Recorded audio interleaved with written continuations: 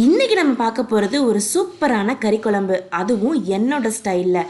தக்காளி தேங்காய் இல்லாமல் சூப்பர் டேஸ்டியான சுவையான கறி குழம்பு எப்படி செய்யலாம் அப்படின்றது தான் பார்க்க போகிறோம். அதுபோக வீட்டில் எப்போ கறி எடுத்தாலும் இந்த ரெசிபியை கண்டிப்பாக ட்ரை பண்ணி பாருங்கள். இது ஒரு அட்டகாசமான ஃப்ளேவரில் இருக்கும். அதே மாதிரி ரொம்ப சிம்பிளான ரெசிபியும் கூட. ஹாய் ஃப்ரெண்ட்ஸ், நான் உங்கள் சுபைதா ஜாக்ஸ் கிச்சன்ல இருந்து. இது உங்களுக்கான சேனல் நமது மொழியில். இப்போ ஃபஸ்ட்டு நம்ம குக்கர் வச்சாச்சு. குக்கரில் 3 டேபிள் ஸ்பூன் அளவுக்கு நம்ம எண்ணெய் ஊற்றிக்கலாம்.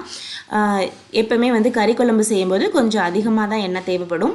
அதில் 3 இன்ச் அளவுக்கு பட்டை 3 உடச்சி சேர்த்துருக்கேன். 3 ஏலக்காய், ஒரு 4-5 கிராம்பு அதையும் சேர்த்துக்கிட்டேன். அதுக்கப்புறம் 1 ஸ்பூன் அளவுக்கு வெறும் பூண்டோடைய பேஸ்ட்டு, இஞ்சி பூண்டு கிடையாது, வெறும் பூண்டு பேஸ்ட்டு.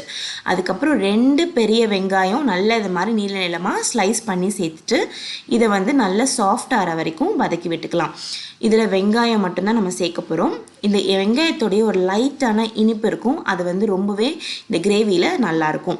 இப்போ அதை சேர்த்ததுக்கப்புறம் இதில் 2 ஸ்பூன் அளவுக்கு மிளகாய் தூள் சேர்க்க போகிறோம். நீங்கள் காரத்துக்கு தகுந்த மாதிரி கூட மிளகாய் தூள் சேர்த்துக்கோங்க. அடுத்து 1 ஸ்பூன் அளவுக்கு மஞ்சள் தூள். மஞ்சள் தூள் எப்போவுமே நான்வெஜ்ஜில் கொஞ்சம் அதிகமாக சேர்த்துக்கிட்டோன்னா கவல்வாடை இல்லாமல் இருக்கும். அடுத்து 2 டேபிள் ஸ்பூன் அளவுக்கு சீரகத்தூள் சேர்க்குறோம். சீரகத்தூள் சேர்த்த கையோட நம்ம அதில் சுக்கு பவுடர் 1 ஸ்பூன் சேர்க்க போகிறோம். சுக்கு பவுடர் சேர்க்கறனால தான் இஞ்சி சேர்க்கலை. நீங்கள் சுக்கு எதுக்காக சேர்க்குறோம் அப்படின்னு பார்த்தீங்கன்னா, மட்டனை நல்ல சாஃப்டாக வேக வைக்கும். அதே மாதிரி இது நல்ல ஒரு செரிமானத்தன்மையும் கொடுக்கும். இன்னொன்று நீங்கள் கேட்கலாம், சுக்கு வாடை அடிக்குமா இந்த கிரேவியில் அப்படின்னு சொல்லிட்டு. கண்டிப்பாக அடிக்காது. இப்போ நல்லா இது மாதிரி வதக்குனதுக்கப்புறம் இதில் கழுவி வச்சுருக்க 1 கிலோ மட்டனை இதில் சேர்த்துக்கிறேன். மட்டன் சேர்த்துட்டு நல்லா இதை சுருள நம்ம வதக்கி விடணும். இந்த கிரேவி எல்லாம் அதாவது அந்த மசாலா எல்லாம் நல்லா அந்த மட்டனுக்குள்ளே போகணும். அந்த மாதிரி ஒரு மீடியம் ஃப்ளேமில் வச்சு 5லேருந்து 6 நிமிஷத்துக்கு நல்ல கை விடாமல் இந்த மாதிரி கிளறி விட்டுக்கிட்டே இருங்க. அப்போ மேலே இருக்க மட்டன் கலர் மாறினதும் இதில் சுவைக்கு ஏற்ப உப்பு சேர்த்துக்கலாம். நம்ம உப்பு சேர்த்துட்டு அதுக்கப்புறம் 2 பச்சை மிளகாவும் இதில் சேர்த்துக்கிறேன். ஸோ மிளகாய் தூள் பார்த்து சேர்த்துக்கோங்க. பச்சை மிளகாவும் நம்ம அதை சேர்க்கிறோம்.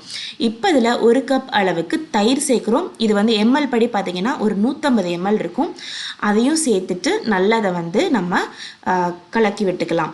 இப்போது தயிர் ரொம்ப புளிக்காத தயிராக பார்த்து எடுத்துக்கோங்க. ரொம்ப புளிச்ச தயிர் இருந்தால் நல்லா இருக்காது. அதே மாதிரி கொஞ்சம் ஃப்ரெஷ் தயிராக, ரொம்ப பழைய தயிராக இல்லாமல் பார்த்து எடுத்துக்கோங்க.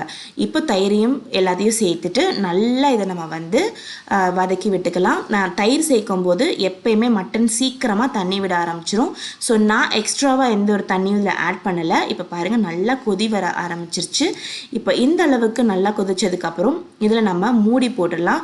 இப்போ இதில் விசில் பார்த்திங்கன்னா 3 விசில் ஃபுல் ஃப்ளேமில் வச்சு ஸ்லோவில் ஒரு 15 நிமிஷம் விட்டு எடுத்தாச்சு.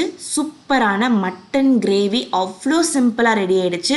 இதில் வேறு எந்த இன்க்ரீடியண்ட்டும் ஆட் பண்ண தேவையில்லை. பார்த்தாலே தெரியும் உங்களுக்கு எப்படி ஒரு லுக் இருக்குன்னு. என்ன ஃப்ரெண்ட்ஸ், நீங்களும் இது ரொம்பவே சிம்பிளாக இருக்குன்னு ஃபீல் பண்ணிங்க அப்படின்னா மறக்காமல் இந்த வீடியோக்கு ஒரு லைக் கொடுத்துருங்க. ஸோ திரும்பவும் நம்ம ஸ்டவ்வை ஆன் பண்ணிடலாம். ஒரு கொதி வரட்டும். உங்களுக்கு எவ்வளோ கிரேவி வேணுமோ அதுக்கு தகுந்த மாதிரி நீங்கள் கிரேவி வச்சுக்கோங்க. எனக்கு இந்த அளவுக்கு போதும்னு தோணுச்சு, அதனால் நான் தண்ணி சேர்க்கலை. உங்களுக்கு வேணும்னா நீங்கள் கொஞ்சம் தண்ணி சேர்த்துக்கலாம் இதில். இப்போ இதில் மேலே நல்லா ஃப்ரெஷ்ஷான கொத்தமல்லி தலையை போட்டு நல்லா தலைன்னு கொதிக்க விட்டதுக்கப்புறம் இதை ஒரு சூப்பரான ரைஸாக இருக்கட்டும், இல்லை இட்லி, தோசை, பரோட்டா, சப்பாத்தி, பூரி, இந்த மாதிரி எல்லா டிஷ் கூடயுமே ஒரு சூப்பரான காம்பினேஷனாக இருக்கும். இது இடியாப்பத்தோட அதை விட அசத்தலான காம்பினேஷனில் இருக்கும். ஸோ கண்டிப்பாக ட்ரை பண்ணி பாருங்கள். ட்ரை பண்ணி பார்த்துட்டு எப்படி வந்திருக்கு அப்படின்ற உங்களுடைய கருத்தை மறக்காமல் கமெண்ட் செக்ஷனில் சொல்லுங்கள்.